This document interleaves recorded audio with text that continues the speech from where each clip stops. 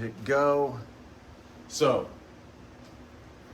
sometimes, I think sometimes some really super serious chemistry teachers will get mad when other teachers like me, biology teachers, explain what matter is. And you will always hear me say matter is stuff. Because think of it, is there nothing on this planet that's not made of stuff? No. Everything is made up of matter. Matter is stuff. You know, I'll get to what it is down here below, but think of it. Everything is made up of matter. Everything is stuff. Okay? Now, in your mind, think about what is pure. What does pure mean to you? What do you think? What's pure mean? Anybody? Like, what do you got, Sri? No issues. No what? It has nothing. Nothing else in it? Nothing added? Yeah, just It's just straight whatever it is you're talking about, straight right? to the point. That's a good one, yeah. And so when we get into chemistry, you got to think about, hey, what is a pure substance? Well, think about it. Now I want you to take this down, this little diagram here, because it's kind of give you a direction of where we're going here. Right? Matter. Trust me, matter is a highly technical chemistry word. So matter. Matter can be what's called a mixture, or matter can be a pure substance. Okay, so you can go one or two ways here. Matter is either a pure substance or it's a mixture. If it's a pure substance, it's going to be an element, like gold. If you take gold as an element, or carbon. And then over here, it could also be a compound, because compounds are always made up of they could be pure, like water. Water is a compound, and wouldn't you agree that water can be pure? That means that if you would look at water and start counting water molecules, the only thing you're going to find in it is water molecules. But you know, the stuff that we drink here in town, they add chemicals to it to help clean it and things like that. The bottled water that you buy at Shorty's isn't pure unless it says distilled. Most of it, they want to give it a flavor or a taste or something that make you come back to buy it. Most people, when they see distilled water, they think, oh, boring. But that's actually pure water. And I don't know, I'll be honest with you, I don't know if they sell distilled water. But you can check it out. So that's a compound, so it can be pure. But if it's a mixture, which we're going to talk about tomorrow, I'm going to write out two big words here. Heterogeneous and something called homogeneous. And we'll talk about those tomorrow before we start looking at cans of the mixed nuts that we're going to have. Okay, so that kind of gives us an idea. Okay, erase that. Heterogeneous, homogeneous. Now, matter. If I do that, hopefully you guys will get that. Now check it out. If you want to know if it's matter or stuff, it's got to check off two boxes here. It's got to check off those two boxes. Anything with mass. Can you name anything without mass? Nothing. Nothing. My mass, if you want to do it in pounds, I'm about 185 pounds, or I'm 84 or 82 kilograms. I have mass. You have mass. If I go to a planet, my mass never changes. If I come back to Earth, my mass hasn't changed. My weight will, and so people always think anything with mass / weight, even though it's not technically, and you guys already know that. Okay? Or it has volumes. In other words, not only does it have a kind of a weight, that's kind of, I'm put a question mark there, but it also takes up space. Takes up space. I take up space. You take up space. Everything in this room takes up space. And so if it is matter, it has mass and it takes up space. It has a volume. I always use Mr. Stevens. I pick on Mr. Stevens because he's big, a big guy. He takes up more space than I do. I take up more space than probably most of you. If I were to just instantly have an elephant pop in the room, it would say, okay, here it comes, boom, elephant's in here. Instantly, it's going to push out a certain amount of air. And so your ears might pop, just like, whoa, and then the air will leave the room, and the elephant takes up that space that used to be the air. Make sense? Okay. Now, do this. Flap your hands in front of your face. You feel the wind? Does the air you breathe have mass? Yeah. Here's how you tell. You can feel it. Does it blow? Or you can blow. You can use that. Or, like, remember I said you put your hand out the window, you can feel that. And so, yeah. So the air you're breathing, it definitely has mass. And Indiana, I think it's like 14.2 pounds per square inch is pressing all over your body. Now, here's the cool thing. It's not only pressing down on you, but it's also pressing up on you. It's also pressing that way, that way. It's pressing on you in every direction. And that way we don't get squished by the atmosphere, because look how much it weighs. 5 quadrillion tons. So all the air that we breathe, the water that's in the air, it's pressing on us all over the place. And we feel it as 14.2 pounds per square inch. Have you ever been to the bottom of the diving well in the pool? Yeah. Have you ever been down in deep water?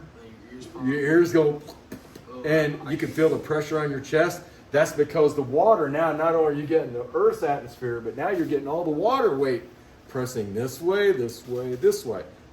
What do you think would happen if we dropped you off about, 6,000 feet below the surface of the ocean? You would? That's right. Pop. Pop means you would expand. But what would happen? It would go, it would crush you like a tin can. Not even like that. Now, Venus here, look at this. So you die? Oh yeah. You'd die quick. It would be bad. I'm going to show you here in a second. Venus is 90 times more atmosphere. It's more dense. So if ours weighs 5 quadrillion, and I multiply that by 90, that's 450 quadrillion pounds. And so you can multiply this times 90. I don't know what it is off the top of my head. And that's what would be pressing on you all over. You got it? Hit it for me, Keegan. What's 14.7 times 90? So on Earth is 14.7. In Indiana, it's 1,323. 1,300. Wow. That's insane. So if you would step out of the machine that took you to Mars, you would instantly go. You wouldn't feel much. Plus, it's like 800 degrees there. It's kind of a vacation hot spot. Not really. Okay? So, Venus is 92 times heavier. Now watch this. I'm gonna switch this. And I just want to show you. It only takes like a minute, so this is pretty cool. Hopefully I can get it to work again. All right? Check that out. Here it goes. I've always wanted to do this.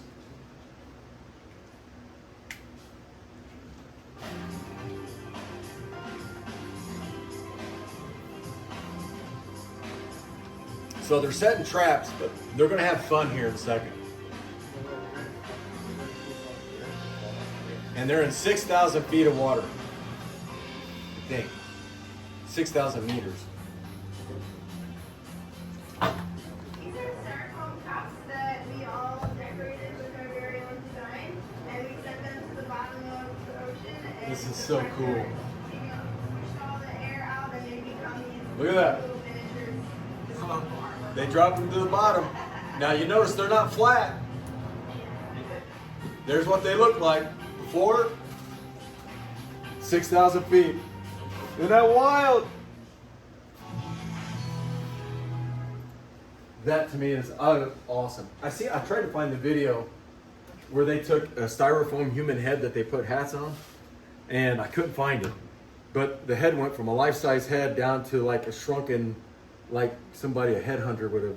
It was really small, but it was a head. It was pretty cool. All right, now elements. On the periodic table, and here in a minute I'm going to hand you out some periodic tables that are going to be yours to keep. On the periodic table back there, there's 118 elements. Remember, we're talking about pure substances. And before you really get writing quickly, I want to show you this. An element is made up of, has all the same atoms. So if we're talking gold, they're all going to be gold atoms. Pretty easy to understand.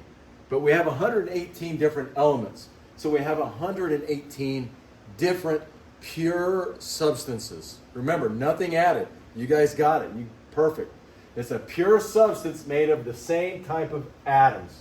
And that's there's supposed to be an atom there at the end. So an element of pure substance is made of the same type of atoms. So here's gold.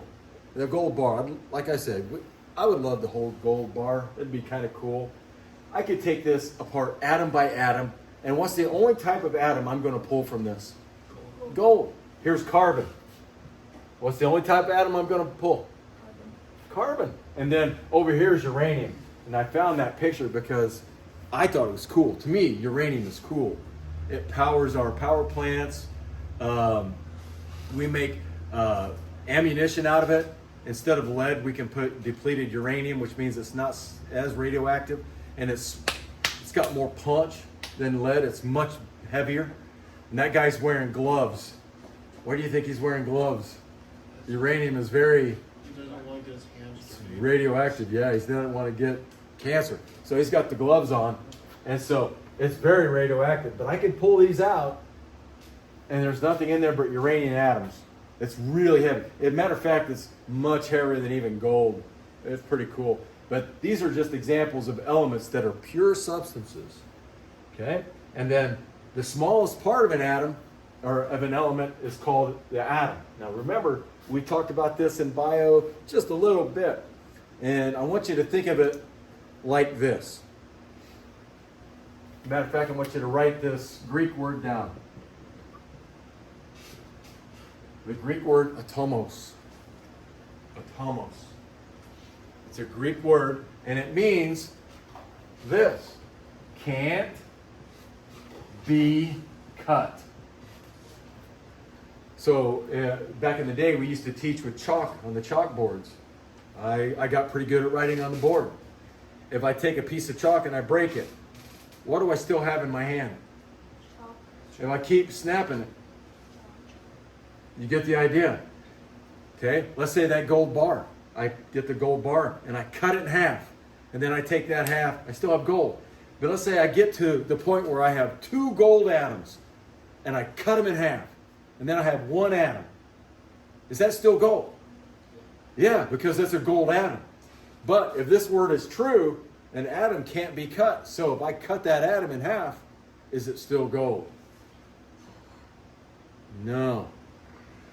Boom, if I cut an atom in half, I've changed it forever, and it's no longer going to be whatever.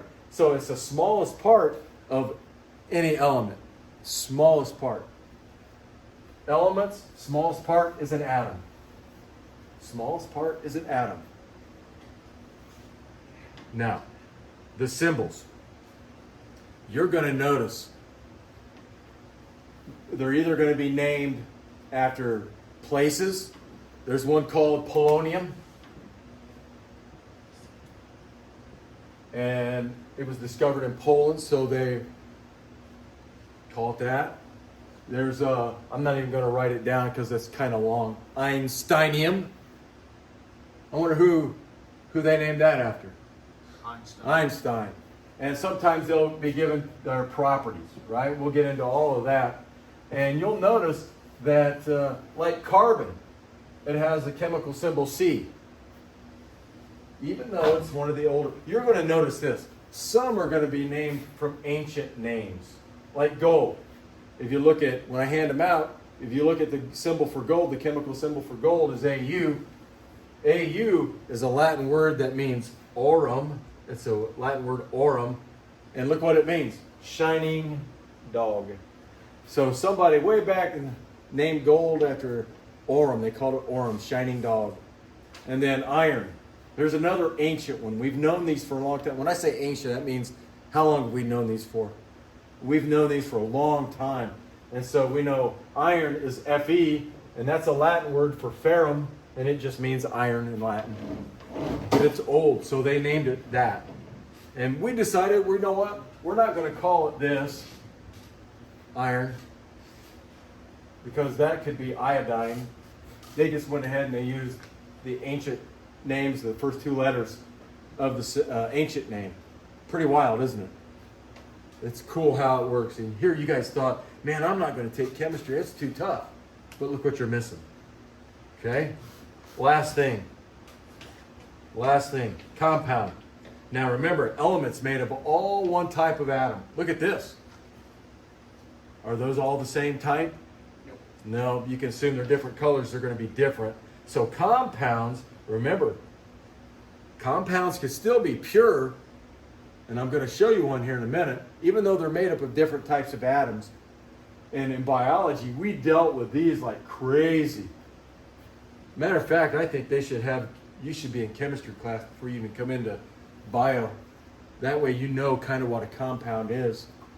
A compound, the smallest part of any compound, guys, is called a molecule. The smallest part. Where an element, the smallest part is an atom, the smallest part of a compound is called a molecule. And a molecule is made up of two or more simpler substances. Made up of two or more simpler substances. Or you could say two or, like I do in biology, I say it's a compound is two or more, a compound is made up of two or more different atoms. That's just the way I taught you guys that in bio. Now, it can be broken down, but remember, can an element be broken down? Can you make it one single atom simpler? You can't. So you're going to come to a point where you can't cut it anymore. But a compound, you can break them down, and you can break them down into their elements or other compounds, and this makes them simple, much more simple. And the things that they're made out of, compounds, usually don't act the same way that their compound acts. Their properties are going to be different than the simpler substances that makes them up. Now, kind of a lot of writing, but I want to make sure. I tried to make it short and sweet to the point.